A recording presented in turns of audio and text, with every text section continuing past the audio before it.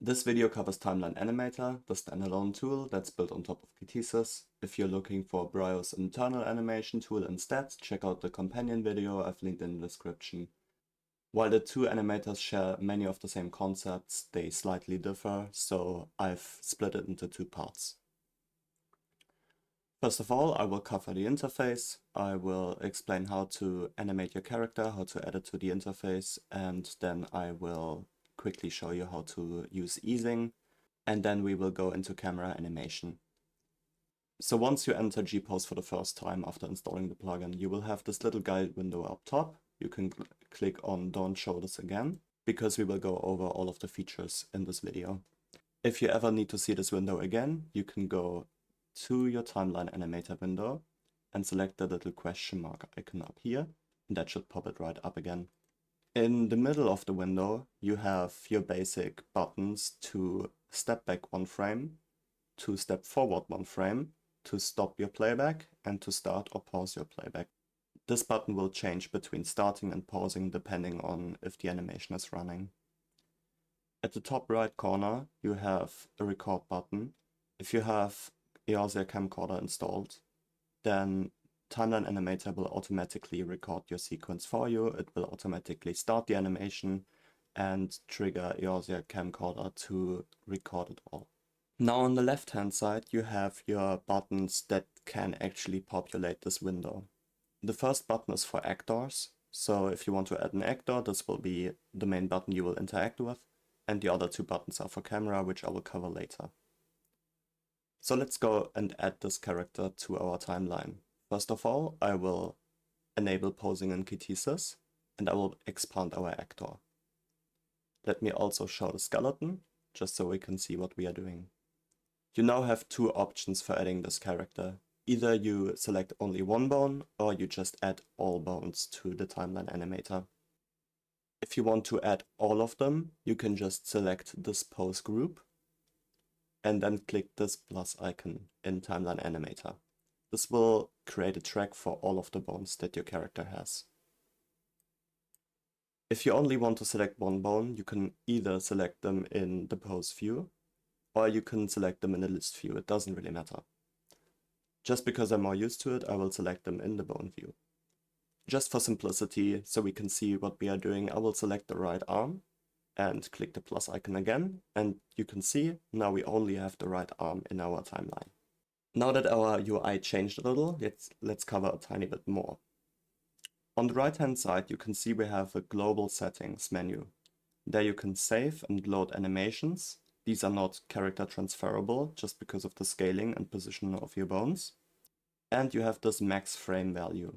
This max frame value just dictates how many frames you have available to animate on.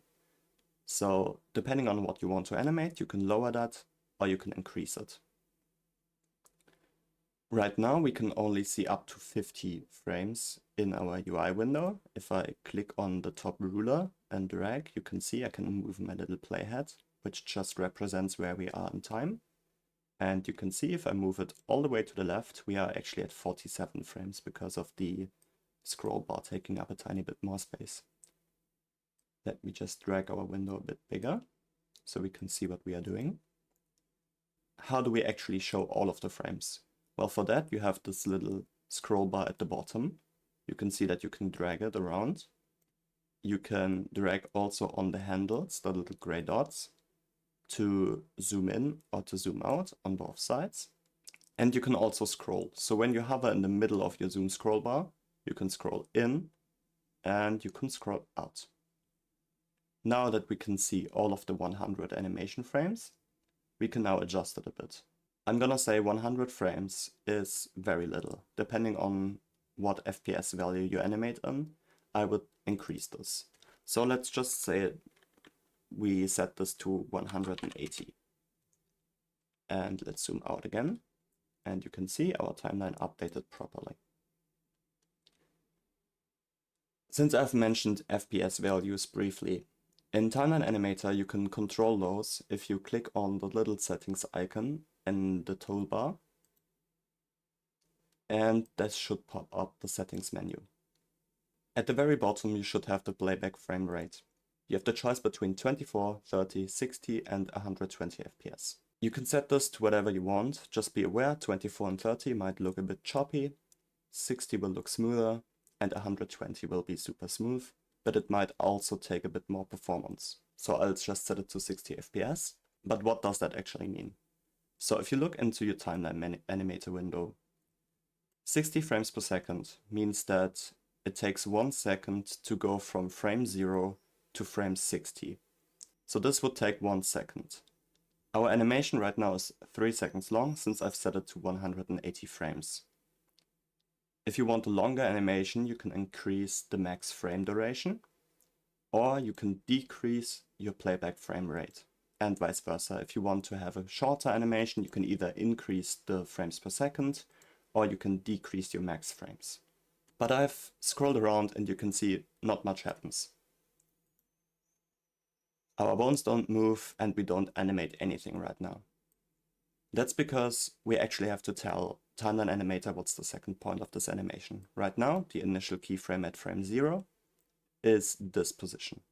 So if we move to, let's say, frame 120, we can rotate our bone out a bit.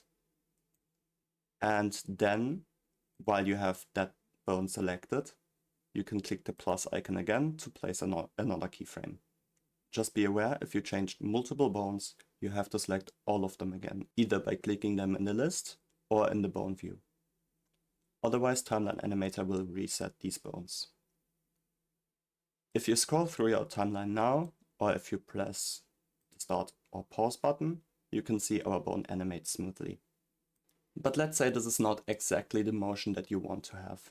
Let's say this motion looks a bit choppy, or you want it to go faster in the beginning and slow down over time. What you can do is you can expand this transform track.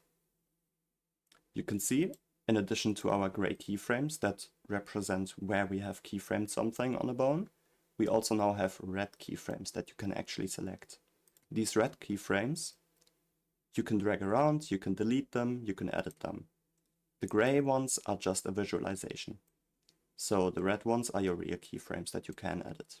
And you can also see, if I drag this keyframe around, the gray ones will follow, and in case I've deleted it, the gray ones disappear. Okay, let's say you want to change how this bone moves over time. I will get rid of these keyframes, just because I want to show it to you on only one axis. For that we will use this object editor on the side. You can see we have for each track that we have in here, once you click on them, we have values. So if we drag out the rotation X, you can see TimelineAnimator created a keyframe for us and the bone updates at the same time.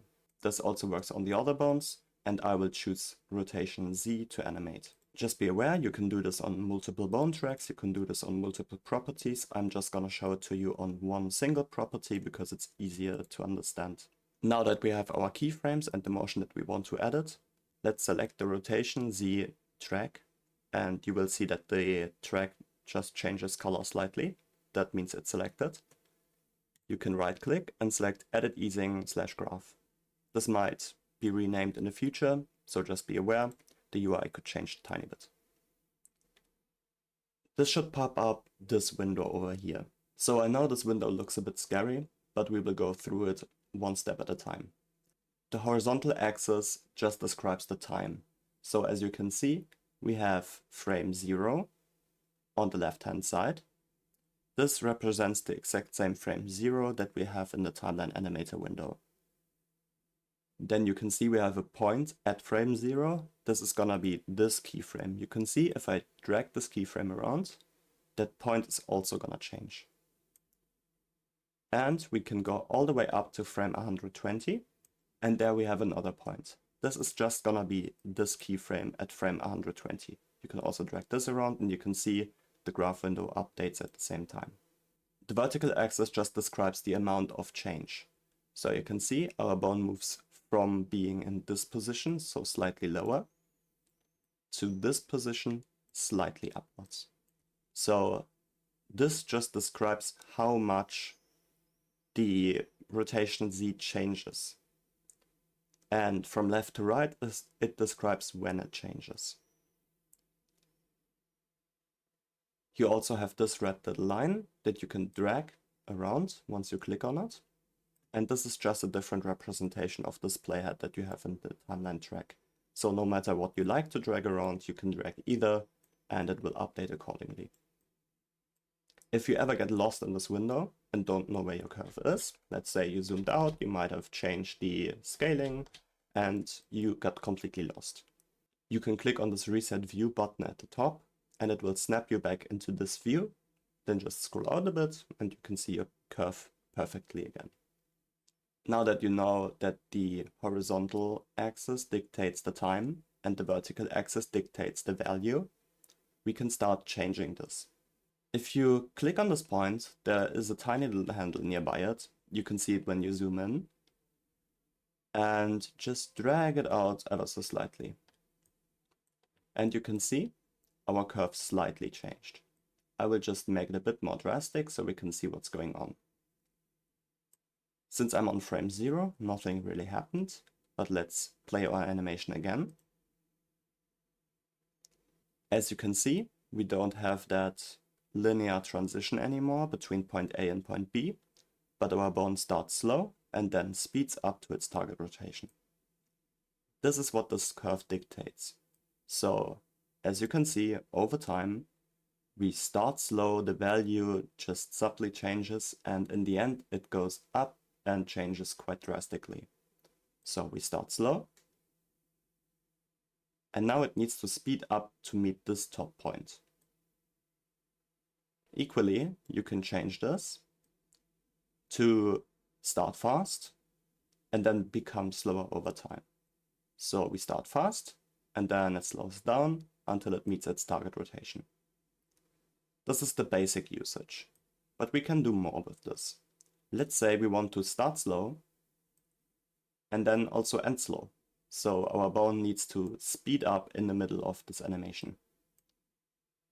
For that, we just make a curve like this, and you can see our bone starts slower, speeds up in the middle, and then slows down towards the end again. This is gonna be the most common curve that you'll probably use, just because it looks so natural. But we can do a tiny bit more. We can make this curve actually overshoot. So let me grab this handle and just move it up. You can see my bone also updates live when I'm dragging this handle around. So what is this curve doing now? We are going to start slow, then it speeds up quite fast. It actually goes beyond the value that we want. So it rotates just a bit more, and then it goes back down to its target rotation. So we actually overshoot our rotation a tiny bit. And that will cause that tiny bit of bounce in there. You can also make some interesting curve, like let's say we want to start fast and we want to reach a plateau where the value doesn't really change anymore, and then we will end fast again. And this will just do this. We start fast, we reach our plateau, the value barely changes, and then we'll end fast. There's a lot of different motions that you can make with these curves, and they will also allow you to smoothen out animations between 3 different keyframes. This should cover everything that you need to know about character animation and should get you started, so I will cover camera animation now. I'm just gonna close our graph view, and I will click this X icon to delete the actor. It's gonna warn me because this cannot be undone, and I'm just gonna click delete. And let's just disable posing mode because we don't need this anymore for our camera. First of all, we need to add our camera track. So we have our timeline populated again. For that, you will click on this first camera icon, and you can see we got a new camera and some initial keyframes, some more settings, but it will look pretty similar to the actor, and you can also see we also have different properties just like the actor does, but instead of scale, we have the camera field of view. But how do we actually frame the camera? For that, we will need to enable the free camera by clicking this camera icon over here, so the second camera icon. It should also say toggle free camera when you hover over it. After you press this button, nothing changed, but once you right click and drag, we are now in free camera mode. You can control the camera by clicking A, S, D, and W to move around, Q and E to move up and down, and you can scroll to adjust this fly speed value down here. So let's just move our camera. Let's say we want to, I don't know, move our camera over to this side of my character, and we can click this Add Camera Track icon again. So the one that you have used to create the camera in the first place, and you can see that it created keyframes. If this is not happening to you, you need to enable the toggle free camera button again. So if you're outside of the free camera, you will not be able to keyframe the free camera. You can see I'm not in free camera and I'm spamming the button and nothing happens. Okay, now if we scroll around, you can see we have a camera animation. This works exactly the same as your actors. So you can do the exact same changes in here. Let's say we want to change the field of view. So I'm just scrolling where my field of view keyframe already is. This is gonna be at frame 65 down here. And if you drag around this value, you can see it changes. Sometimes you can see that it's getting blurry. This is just because of the vanilla enable depth of field effect. So just toggle this off and you can see we have a crisp character again. You can also edit the easing in the camera. So let me just get rid of these keyframes for simplicity. And let's say we want to move our camera backwards. You have the same options to select edit easing. Just remember to click reset on view. And there you will have your same curve again. You can update these handles just like previously. And you can see they also do the same thing as with your character's bones. The only thing different in this camera mode is that you will have this toggle relative to player. So what that means is right now our camera is in world space. So if you would go out of GPose and load this camera animation back in, your camera would stay here. If you want to create, I don't know, maybe you want to create a video where you jump cut between different zones, you absolutely want to toggle this relative to player value on before you create your camera animation. So let's delete our camera again, add the camera track, and this time we're gonna select relative to player. If you toggle into free camera, nothing should have changed. It should still be exactly where your camera is outside of the free camera, but this time you're not animating based on the world. This time you're animating based on your character's position and rotation. And this is based on where you stood outside of the G-pose. So if we animate the position here again, it's still the same thing. You can still animate the values. But once you save out this animation and load it in, I don't know, another zone, maybe you want to be in Ishgard, the camera will position itself based on your character. So it's not gonna be outside of the map or anything like that, but it's gonna be around your character, just like so. So just keep this in mind if you want the animation to only work in Old Charlian and always have the same position. Perhaps you're just doing, I don't know, a flyby scene. Let's just say you want to animate going from here to all the way down there to the port. And you always want this camera animation to be the same thing. You want to have relative to player off, because you're not animating relative to the player, you're animating inside of this area, so inside of Old Charlian. But if you want an animation around your character, that should always be relative to your character. So just to finish this guide off, let's go over the settings. The first setting is open automatically in GPose. If you want TimelineAnimator to open automatically, just keep this on. It's probably the easiest method. The second option is the show tooltips. This just means the tooltips when you hover over a button that explains to you what the button is actually doing. If you toggle this off, you can see I don't have any tooltips. The second button just overrides your setting that you have selected in the beginning. So if you clicked on don't show this again, this checkbox is gonna be unchecked. But if you want to open the tutorial every time you enter GPose, just click this on. And next time you enter GPose, this menu should pop up again. We've covered the FPS value before, so let's head over to autosave. By default, this is on. So every 5 minutes, it's gonna make a save file. And once it hit 3 save files, it will delete the last one. Just make sure that every now and then you'll check into this file or into this folder and delete any backups that you don't need anymore. By default, they are in this user directory. That's gonna be in your XRV launcher, plugin configs, in TimelineAnimator. This is also the location where TimelineAnimator currently stores the videos that you've created with the Yaosia camcorder. So just keep that in mind. If you use this button, you will find your videos here. Next up, we have keybinds. Keep in mind this keybind tab will update, so you will have quite a lot more of keybinds than I have, but at the moment I have the modifier, I have the toggle playback, and I have an add item keybind. If you want to change that, you can click on this. The button changes to press any key. I like it on control, so I just press it again, and that's fine.